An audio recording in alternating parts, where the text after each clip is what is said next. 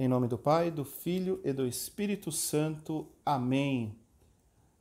Louvado seja nosso Senhor Jesus Cristo, para sempre seja louvado.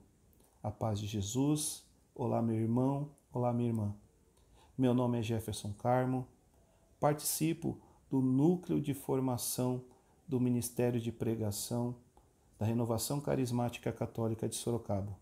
E é com muita alegria no coração que eu acolho você, que está realizando conosco o estudo da Carta de São Paulo aos Romanos. Neste vídeo, nós realizaremos o estudo do capítulo 12.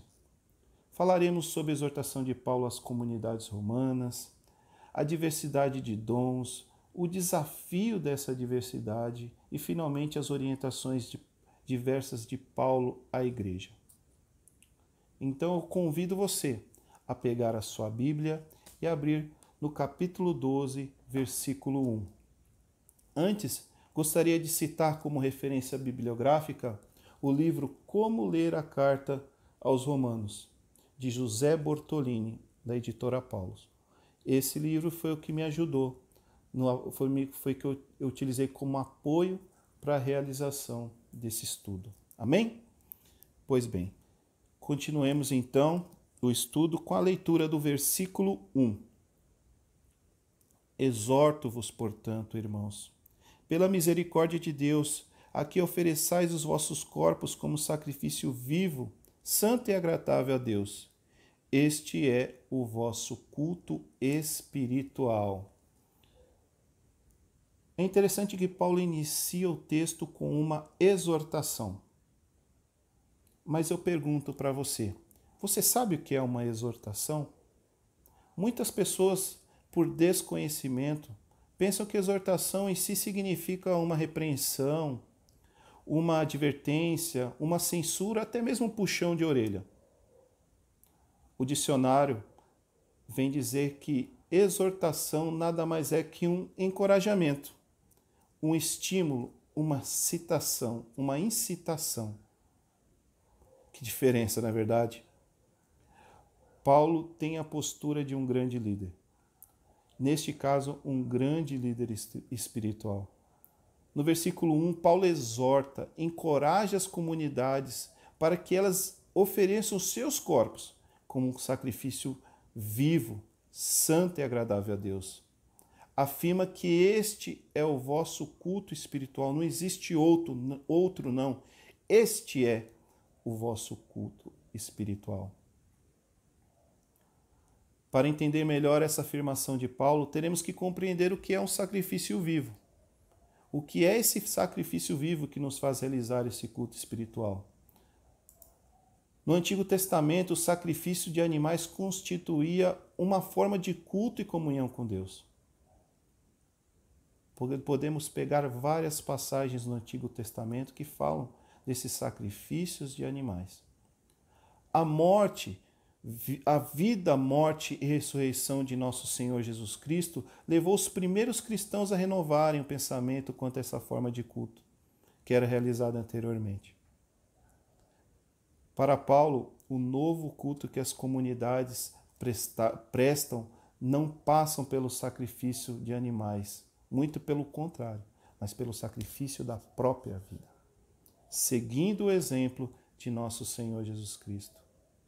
Certamente podemos colocar como exemplo os sacerdotes da nossa amada igreja, os religiosos, as religiosas, as pessoas que entregam a vida em doação a Jesus Cristo, entregam a vida por amor a Jesus Cristo. Porém, posso ir além, afirmando que toda pessoa que entrega a vida para evangelização autêntica realiza um sacrifício vivo, santo e agradável a Deus. Eu repito, que entrega a vida para uma evangelização autêntica, verdadeira. Que nós continuemos com a leitura no versículo 2. E não vos conformeis com este mundo, mas, portanto, transformai-vos, renovando a vossa mente, a fim de poderdes discernir qual é a vontade de Deus, o que é bom, agradável e perfeito. Perdão. Claro, Paulo conhecia a realidade da cidade de Roma, irmãos. Imagina a dificuldade de render um culto agradável a Deus diante de tantas intempéries, diante de tantas dificuldades que aquele povo, que aqueles irmãos passavam.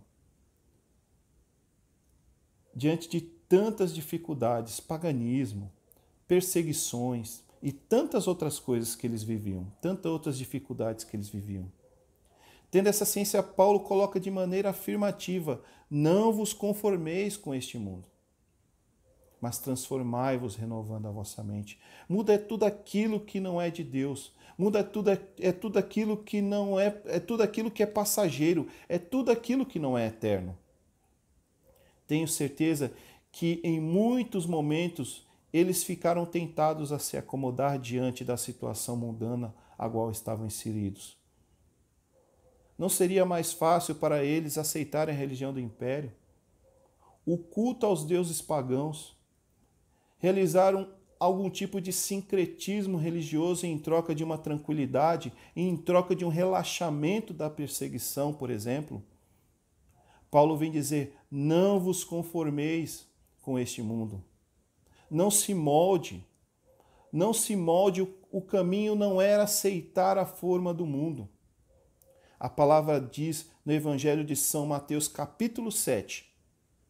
Entrai pela porta estreita, porque larga é a porta, espaçoso é o caminho que conduz à perdição. Com certeza, se mudar ao mundo não é o caminho da porta estreita. Não é o caminho que vai realizar, não é o caminho que para realizar um culto agradável a Deus. Devemos rejeitar o que está no mundo e rejeitar tudo aquilo que é contrário ao projeto de Deus em nossas vidas. Perdão. E Paulo continua a exortação no versículo 2, afirmando à comunidade a necessidade da transformação. Mas transformai-vos renovando a vossa mente. Claro que aquele povo já tinha encontrado Jesus, porém eles precisavam ir além. Precisavam progredir na caminhada, progredir na fé, progredir na entrega, realizar um culto agradável a Deus. Realizar um culto agradável a Deus, meus irmãos, não é fácil. Um cristão só consegue progredir conhecendo a vontade de Deus. E isso só é possível através de uma transformação. E o resultado dessa transformação é a renovação da nossa mentalidade. Só conseguirá discernir a vontade de Deus a pessoa que tiver uma mente transformada, uma mente renovada. Qual é a vontade de Deus para a sua vida, meu irmão? Você já se fez essa pergunta? Através da renovação da mente, Deus nos dá o discernimento necessário para conhecer a vontade de Deus e também o que é bom, agradável e perfeito a Ele. Agora nós continuamos com o estudo da diversidade de dons. Eu convido você a acompanhar comigo no versículo 6. Tendo, porém, dons diferentes segundo a graça que nos foi dada, aquele que tem o dom da profecia, que o exerça segundo a proporção da nossa fé. Aquele que tem o dom do serviço, o exerça servindo. Quem o do ensino, ensinando. Quem o da exortação, exortando. Aquele que distribui seus bens, que o faça com simplicidade. Aquele que presida com diligência. Aquele que exerce misericórdia, exerça com alegria. É interessante como, mesmo distante de Roma, Paulo conhecia o interior daquela comunidade. Ele conhecia os dons presentes nos membros e os estimulava a exercer esses dons. O primeiro dom citado é o dom da profecia. No versículo 6, quem tem o dom da profecia deve exercê-lo de acordo com a fé. A profecia pode proclamar as coisas de Deus ou predizer as verdades de Deus. Para Paulo, ainda a profecia é a lucidez de ler o presente, discernindo o que é a estrutura desse mundo, impelindo a comunidade a caminhar rumo ao futuro, colocando meu irmão e minha irmã de forma simples Profetizar é ser o porta-voz de Deus. Só profetiza aquele que acredita. Só profetiza aquele que tem fé. Só abre a boca aquele que tem fé. Continuando com o estudo, falaremos agora do dom do serviço. O versículo 7 diz assim: se tem o dom do serviço, que exerça servindo. Até parece ser um pouco redundante, mas não é. Ao colocar essa frase, exerça servindo, Paulo mostra que o serviço é algo que deve ser feito na prática e não na teoria. Sem essa dimensão do serviço como dom de Deus, as comunidades se tornam competitivas e acabam se moldando às estruturas do mundo. O dom do serviço é o dom da entrega total a Deus. Cito Romanos 11:36, porque tudo é dele, por ele e para ele. Seguimos então com o dom do ensino. No versículo 7. Se tem o dom do ensino, então ensinem. Naquele tempo, no tempo de Jesus, havia os doutores da lei. Eles eram os especialistas, profundos conhecedores e responsáveis pela interpretação das Escrituras. Eles eram responsáveis pela interpretação e principalmente a atualização da mensagem. Jesus criticou duramente os doutores da lei, pois interpretavam a palavra de Deus em vista dos seus próprios interesses, que eram completamente contrários à vontade de Deus. Meu irmão e minha irmã, sem um ensino renovado e libertador, a comunidade se molda ao mundo. Continuando, vamos agora falar do dom do aconselhamento. Versículo 8. Se é de aconselhar, então aconselhe. O aconselhamento era um modo de viabilizar, acompanhar e estimular a caminhada dos irmãos da comunidade, procurando estabelecer uma linha de coerência com a prática de Jesus. Que dom importante, meus irmãos. Tenho certeza que você aí na sua casa, onde você estiver, você já teve a oportunidade de conhecer pessoas com esse dom de aconselhamento. Pessoas que vieram até você no momento da dificuldade, com o conselho certo na hora certa, conselho para seguir em frente, para buscar a Deus, para estar com Deus. Como é importante essas pessoas em nossa comunidade. E se você é uma pessoa que tem esse dom do conselho, permaneça firme na fé. E pela ação do Espírito Santo, eu tenho certeza que você vai crescer ainda mais. Vai crescer ainda mais no uso e na prática desse dom maravilhoso de Deus. Continuemos então agora com o dom da partilha.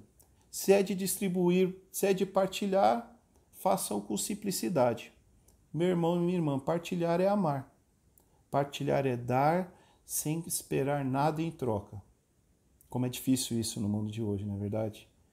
A expressão do dom apresentado por Paulo refere-se à assistência às pessoas que estão precisando. E também a partilha dos bens em comum, como é relatado no livro do Atos dos Apóstolos, no início da comunidade cristã, em que eles repartiam todos os bens entre si. Tudo isso só é válido se realizado com simplicidade. Paulo é enfático nessa citação. Uma comunidade que pratica esse dom não se amolda às estruturas do mundo. Amém? Continuemos então com o dom da presidência. Se é de presidir a comunidade, faça-o com diligência. O sentido de presidir a comunidade pode ter dois, na verdade. Pode ser exercer um cargo de liderança ou tem uma conotação mais social de serviço também. O portador desse dom deve sempre observar a situação do próximo, provendo as necessidades aos que nada possuem. Realmente as pessoas que estão nesse cargo de liderança e realmente não praticam conforme a ação do Espírito Santo, realmente se moldam ao mundo, se moldam à situação do mundo. Tá bom? Seguindo finalmente o dom da prática da misericórdia. Se é de exercer a misericórdia, faça-o com alegria. A prática da misericórdia está ligada ao cuidado com os doentes, pobres, idosos, pessoas em dificuldade na comunidade. É entregar o coração aos que por algum motivo, outro motivo, sente postos à margem. Paulo pede que isso seja feito com alegria. Requisito indispensável, tanto para quem se põe a serviço, quanto para quem é beneficiado pela prática da misericórdia. Amém? Finalizamos com a diversidade dos dons. Agora nós vamos falar sobre o desafio da diversidade. Acompanhe comigo a leitura do versículo 3 e 4. Versículo 3 apenas. Em virtude da graça que me foi concedida, eu peço a todos e a cada um de vós que não tenha de si mesmo um conceito mais elevado do que convém, mas uma justa estima, ditada pela sabedoria, de acordo com a medida da fé. A diversidade de dons é, sem dúvida, o grande tesouro de qualquer comunidade. Contudo, há sempre o risco de fazer do dom o risco de si mesmo. Paulo sabia disso, por isso mesmo, antes de apresentar os 7 dons, já põe o princípio que ilumina o exercício o exercício desses ministérios. Paulo recomenda a humildade, que não só devemos que nós devemos ter sim uma justa estima com relação a nós mesmos, porém, na medida certa, que nós devemos ter sim uma medida justa de nós mesmos, porém na medida certa. Não podemos ter um amor próprio elevado, um ego elevado, considerando-se melhor do que os outros. Isso é importantíssimo. Sem isso, meus irmãos e minhas irmãs, todos aqueles dons que foram citados anteriormente passa a ser, ao invés de motivo de graça, motivo que nos leva a Deus, passa a ser um motivo que nos leva à ruína, que nos leva à perdição. Então, a humildade é importantíssimo e vem como princípio importantíssimo para o exercimento da prática desses dons apresentados. E falamos finalmente também do corpo de Cristo. No versículo 4, Paulo coloca da seguinte forma: pois assim como num só corpo temos muitos membros, e os membros não têm todos a mesma função, de modo análogo, nós somos muitos e formamos um só corpo em Cristo, sendo membros um dos outros. Para explicar esse aspecto apresentado por Paulo, que ele emprega a imagem do corpo, claro, aqui é menos desenvolvida do que está em 1 Coríntios capítulo 12. A comunidade é o corpo, a igreja, o corpo de Cristo. Paulo fala sobre a igreja, apresentando a diversidade dos membros que encontram a unidade em Cristo, se tornando um só corpo. São muitos os membros, mas um só é o corpo. São muitas as diferenças, são muitos os locais diferentes onde estão os membros, mas um só é o corpo. Um só é o corpo, que é a igreja, que tem como cabeça o Cristo Jesus. Amém? Amém. Continuemos então, seguindo agora para as orientações de Paulo à igreja. Convido você a me acompanhar no versículo 9. Que o vosso amor seja sem hipocrisia. O que é hipocrisia? É a falsidade, algo dissimulado. Então, que o nosso amor não seja um amor falso, não seja um amor dissimulado, detestando o mal e apegados ao bem. Com amor fraterno, tendo carinho um para com os outros. Isso é algo importantíssimo que Paulo cita várias vezes na carta aos Romanos, o amor fraterno, o amor aos irmãos, o amor às pessoas. Cada um considerando os outros como mais digno de estima, sendo diligentes. Ser diligente é ser cuidadoso, ser aplicado, sem preguiça, ser cuidadoso, aplicado, sem preguiça, fervorosos de espírito servindo a Deus. Como é importante a gente ser fervoroso nessa caminhada. Paulo cita que eles possam ser fervorosos de espírito, pessoas realmente motivadas, pessoas com um desejo ardente de servir a Deus. Alegrando-vos na esperança, alegrando sempre na certeza que o Senhor está com eles, perseverando na tribulação. Meus irmãos, Paulo cita aqui que as tribulações realmente virão, mas isso não é motivo para desanimar, não é motivo para parar, não é motivo para deixar de progredir na fé, como foi colocado anteriormente. Sejam assíduos na oração, realmente oração é importantíssimo para ter essa intimidade com Deus. Tomando parte das necessidades dos santos. É legal como Paulo coloca assim, chama os irmãos da comunidade de santos, pessoas que buscavam, homens e mulheres que buscavam viver a santidade. Buscando proporcionar a hospitalidade. Isso é uma dificuldade que eles tinham naquela época, de realmente acolher as pessoas. Não é que nem hoje que temos hotéis, hospedarias e tudo mais. Naquele tempo era mais difícil. Então, Paulo coloca para realmente eles pudessem abrir as portas aos irmãos, para que acolhendo eles no momento, em todos os momentos, principalmente nos momentos da missão. Amém? Finalizando então este estudo, nesse estudo desse fantástico texto que nós tivemos aqui, podemos ver os 7 dons das comunidades de Roma. Muita riqueza na diversidade de seus membros. Vimos que realmente o número 7 engloba todos os ministérios possíveis numa comunidade. É dessa forma que o corpo de Cristo se torna sacrifício vivo, santo e agradável a Deus. É dessa forma que as comunidades de Roma se diferenciam das estruturas deste mundo e vão discernindo qual é a vontade de Deus, o que é bom, o que é agradável a Ele e o que é perfeito. O culto que Paulo aconselha às comunidades nesse capítulo é o do serviço para a vida, é o do serviço com a entrega total a nosso Senhor Jesus Cristo. Eu agradeço a você por essa oportunidade.